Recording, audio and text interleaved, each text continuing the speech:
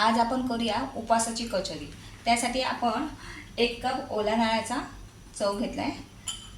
ह्यासाठी अर्धा इंच आलं घेतलं आहे आणि 2-4 हिरव्या मिरच्या घेतल्या बारीक करून त्या टाकायच्या। काजू ड्रायफ्रूट्स टाकलेत, काजू वगैरे, थोडा मनुका टाकल्या, चवीपुरती साखर टाकायची, थोडंसं असं मीठ टाकून घ्यायचं, थोडा पाव कप असा शेंगदाण्याचा कूट घेतला मी,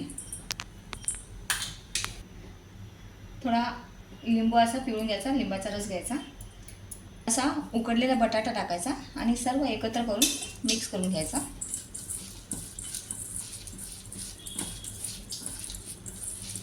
हे सारण आपलं तयार झालं। उपास नसेल तर कोथिंबीर घेतली तरी चालेल, पण आज उपवास आहे म्हणून मी कोथिंबीर नाही टाकली यात। उकडलेला बटाटा असा किसून घ्यायचा म्हणजे व्यवस्थित होतं। हा आपला बटाटा किसून झालेला आहे। आता त्याच्यामध्ये आपण राजगिरीचा आटा घेतला आहे बाइंडिंगसाठी, कोटिंग चांगलं होतं याच्याने। 3 चमचे घेतले। तर राजगिरीचा आटा नसेल तरी काय हरकत नाही, वरी घ्यायची 1 कप, पाव कप त्याच्यात साबुदाणा आणि बारीक करून मिक्स करायचा आणि 3-4 चमचे याच्यात घ्यायचं आणि असं हे मिक्स करून घ्यायचं। चवीपुरतं मीठ टाकायचं, मिक्स करून घ्यायचं। याच्यात पाण्याचा अजिबात वापर करायचा नाही, याच्यातच मळून घ्यायचं पीठ तयार झालं मळून। आता लिंबाच्या आकाराचा गोळा घ्यायचा असा, थोडंसं पीठ घेतले आणि गोल आकार करून घ्यायचे, सगळे असे तयार करून घ्यायचे गोळे।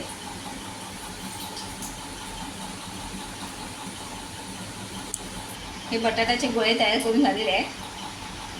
तसंच आता हे सारण आहे त्याचे आपण गोळे करून ठेवायचे भरायला पटकन। हे आपले सारण तयार झालं, गोळे तयार करून झालेले आहेत। आता आपण हा बटाट्याचा गोळा घ्यायचा, त्याला थोडं मध्ये असा प्रेस करायचा, अशी गोल वाळी करायची आणि हा भरायचा, वरून असा कोटिंग दाबून घ्यायचा।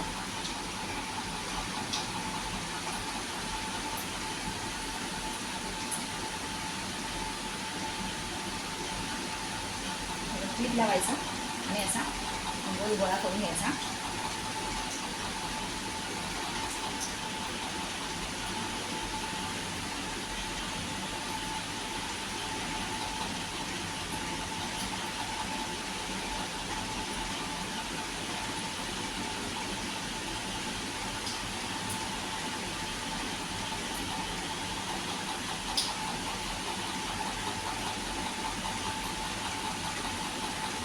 भरपूर सारण घातलंय तर छान तयार होतं, क्रिस्पी असा।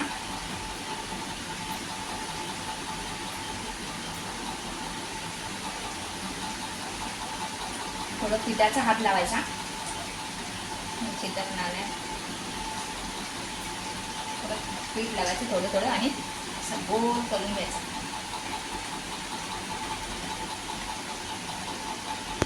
ह्याच्यात सारण भरून झालं। आता आपण थोडंसं असं परत हे टाकताना थोडंसं परत असं लावायचं, एकसारखं करायचं असं आणि टाकायचं। मी हे तेल हाय हीटवर गरम केलं आहे, आता मध्यम हीटवर ठेवायचा।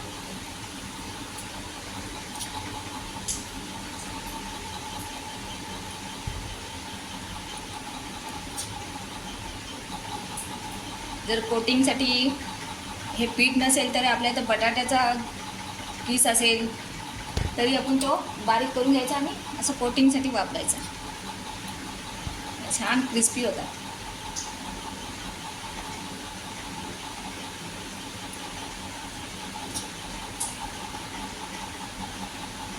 थोडं लांब लांब अंतरावर ठेवायचं आणि जास्त नाही टाकायचे।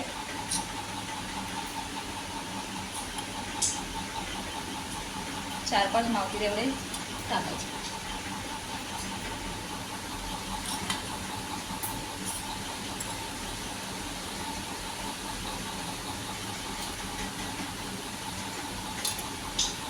1 मिनिटभर ठेवायचं. थोडं गोल्डन झालं, आधी हात नाही लावायचा त्याला, गोल्डन होईपर्यंत ठेवायचं आणि मग पलटी करायचं. हलकेसे असे लालसर झाले, आता ह्याला असं उलट करून घ्यायचं.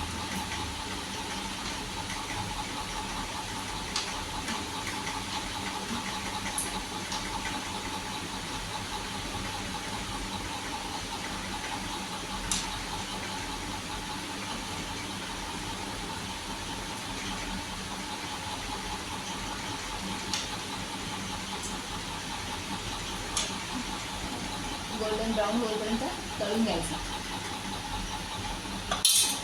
चटणीसाठी आपण दही घेतलं आहे, त्यात थोडी पण साखर टाकायची,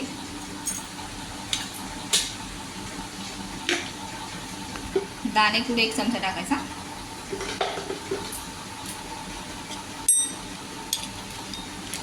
थोडंसं असं लाल तिखट टाकायचं,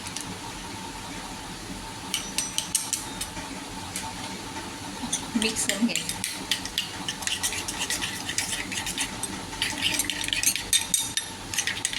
ही आपली कचोरी तयार. प्लीज लाईक, शेअर आणि सबस्क्राईब. आमचा व्हिडिओ पूर्ण पाहिल्याबद्दल धन्यवाद.